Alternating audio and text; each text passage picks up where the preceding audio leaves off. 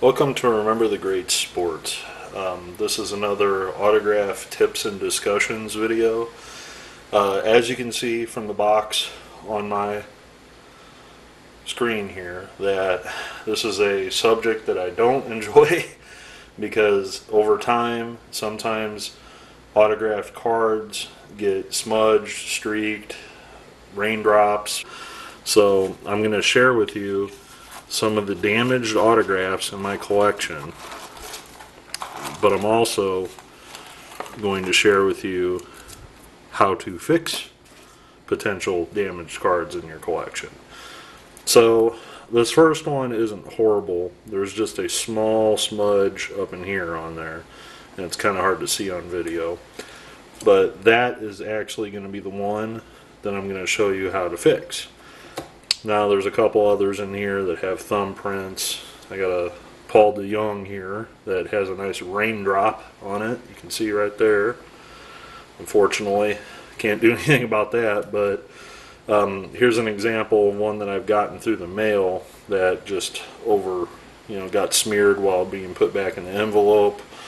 Unfortunately, a card like this is something that you cannot fix. That is something that, try as you may, there's nothing that you're going to be able to do about. Now, this card here that I mentioned before is something that I can do something about because it's a autograph on a chrome, which is a Bowman card. Now this is an example of a team set card, and this one accidentally got smeared by a laser this past season, and there's nothing I can do about anything like that other than replace the card. This would be an example, again, of an autograph through the mail that just got smeared when it was put back in the envelope. Technically, I could probably erase this, and I'll show you how to do that here in a few, but I'm not going to do that at this point. This one is just signed in a poor Sharpie. That's unfortunate sometimes when you write through the mail. Same thing with this Burt Jones, that they sign in a bad Sharpie, and that's just the way it is. So, this Tyrell Jenkins has a smear on it. That could be something that could be fixed if need be. This card's just all bent up. That's why it's in here. Nothing wrong with the autograph. It's just in black. This one's kind of hard to see, but it's smudged up in there. The Franklin Barato had a small smudge. Sorry, I'm getting a little blurry here. Andrew Lorraine, a thumbprint. Tommy McCaw, the smudge. But Michael Waka's got a thumbprint right through the Waka at the end there. Mike Kickham, same thing, kind of smeared. Actually, I'm going to probably fix that one too, because I'm going to possibly see him here in a few weeks. Here's a 1989 score signed by Scott Bales. This one can't do anything about because it's got that smear, and it's on the type of card that you can't repair. This is probably the worst one in my collection if you want to get down to it. This is a minor leaguer that it's kind of a unique situation. As you can see, that really got smudged. When I had him in my card album, since he was a left-handed thrower, I stuck him in there like a lefty would sign. Well, little did I know that Nate Smith actually writes right-handed and throws left-handed. So I had them in my album where he would stuck his arm over the top of this card while he signed the one over in this corner. So that one didn't work out so well, and shortly thereafter Nate got promoted, so I never got a chance to erase and redo. So, and this one is completely out of your control, I guess, but this is a Ozzie Newsome stamped card, and at first glance, if you look at it by itself, you think, oh, well, there's nothing wrong with that. But I sent him 4 cards, and every single one is identical, and you can actually see on one of these the stamp marking on the end. So I knew, obviously, every signature is identically the same size, and you can see with the faded ink that it's clearly a stamp. So I put that in the damaged card box too, because to me a stamped autograph isn't worth anything. So you know, there's a couple football, you know, that one I did in person got smeared. This one's got a small smear up there, could be repaired. This John Wathan, there's nothing horrendous about it. It's just there's a big slash of a Sharpie through there, you know, through that right there. And you know, other than that, the autograph's fine. It's just it's not the prettiest. This is another North Carolina one. It's just signed in a bad pen. I mean, it's not horrible, but it's not great. There's a couple Miguel Almonte cards that got put a fingerprint through. And again, you know, a couple of these I've shown in other videos. So the gist of it is, you know, sometimes when you're out autographing, or if you're in, you know, doing through the mail stuff, you know, like this Denny Walling, you know, inadvertently sometimes stuff gets smeared. Now, to move on for the real lesson, what can we do to fix these cards? Well, I can't per se fix the cards, but what I can do is I can erase the card, the top two cards. And if I see the person again, I can ask them to sign the card again. So this really comes down to whether or not you want to remove the autograph from your card. Now, I wouldn't advise this if this, you know, for example, Kevin Medrano here, if this was the only autograph you got from him and you had no other opportunity to see him again, I would probably live with this autograph. The same with, you know, Mike Kickham's a little worse, but, you know, sometimes it happens. But I'm going to have an opportunity here in a few weeks to possibly see these two individuals again, and I'm going to ask them to sign these cards again. And after I'm done, you'll understand how they can re-sign them. And I've actually been asked this question in person. I've been asked this question on a forum before, and the question simply is, how do you erase a card, more or less, or erase an autograph off of a card? So I'm going to remove these three from the bottom because there's nothing we can do about these. These are lost causes. But what you can do with a card after it's been signed.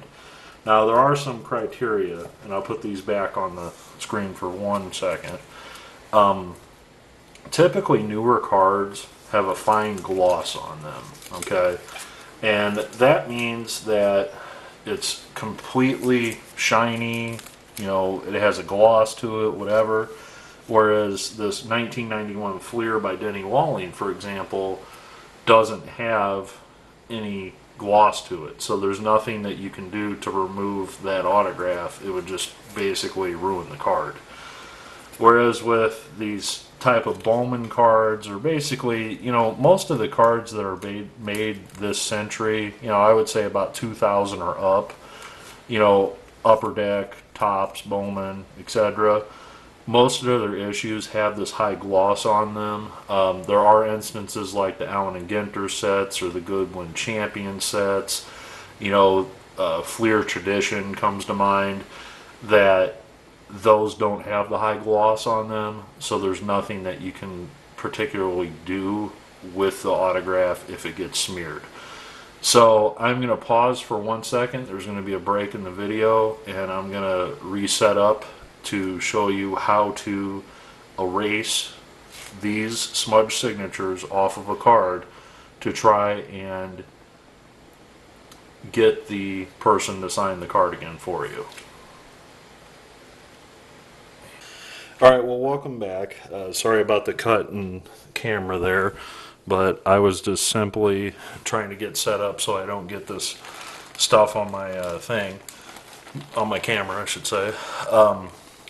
What this is this is what I bring to every baseball game or autograph outing that I go to, and this is what I simply call the wipe-off card kit. Now inside, I double bag it, only because I don't want to get anything spilled in the process. Now, the most important component is rubbing alcohol. Okay, so you need your rubbing alcohol. I also recommend bringing plenty of paper towels or anything like that. So I have some paper towels right here. I'm not going to pull them out of my bag because I don't want to reuse my towels that I need with me. So let's toss those over there. Also in the bag, I will pull these out and restock, I guess, after all, is I have cotton balls. So you need a couple cotton balls, and I always like to get 4 to 5 out. You can always put them back as well. Look at that. So there's 4, there's 5 right there. Another thing that I carry with me is plenty of napkins and any other absorbing type of things, but sometimes you also need Q-tips. So got some Q-tips here, and you'll see why. But I am going to simply remove my sign only because I don't want to get alcohol on it. So with that said, when you're doing this at home, it's a little easier. Find a flat surface, obviously. And what I do is I have a tablecloth down here. So hopefully I don't get anything on the table, because I have stained my table before. My wife wasn't happy about that. But I just grab a old magazine or newspaper or whatever. This is one of those hotel coupon guides that's expired. Then I lay the folded paper towel on top of that. And what I do is I take the card. I'm going to do this the best I can, and hopefully get this on camera. Is you take one cotton ball and you turn it over so you soak it. And you simply take the card and you smear the rubbing alcohol all over the card. Now you're going to see this blue right here, okay? You're actually taking the autograph off of the card. As you can see, I'm doing that. Now, that's about as much as you want on there. So you just grab another thing and you wipe it off like so, okay? So after you get that wiped off, this one's got a lot of ink on it, so I'm going to redo the process again. So take it, pour, like so, apply it to the card. And what you want to do is you want to get all of the signature you can off of there, so there's not any trace or sign of that autograph.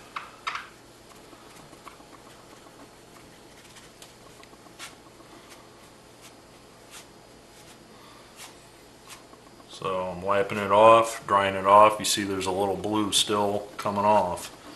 So just, you know, like I said, use all the cotton balls you need to get this right. So with that said, I see a little speck of blue right there, but I'm not going to worry too much about that. But as you can see, this now is completely cleared off. The autograph is no longer there.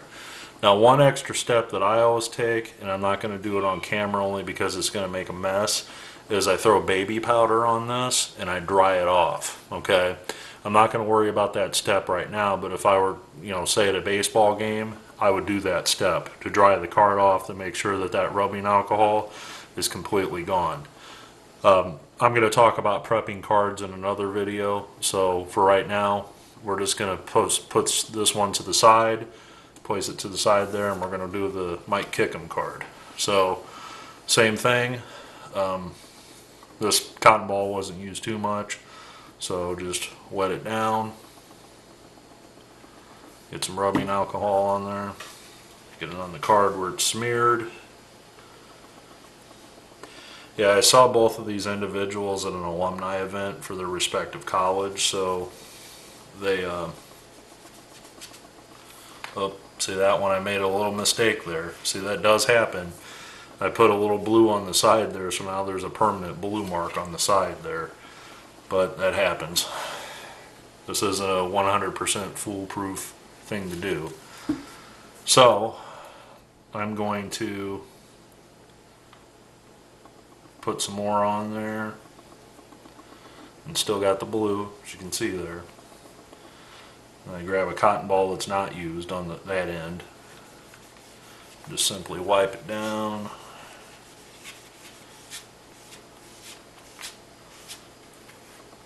I see a little, I guess this is a good time to use this. There's a little speck on there. So what I do is I just stick the Q-tip in there.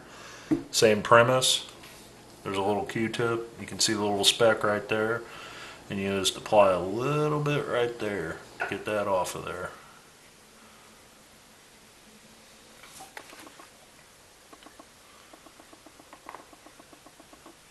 Get that little speck off of there. Looks like we need a little bit more. The bad thing about doing this with a half empty bottle is it's hard to stick a Q-tip all the way down the down the opening of the bottle there.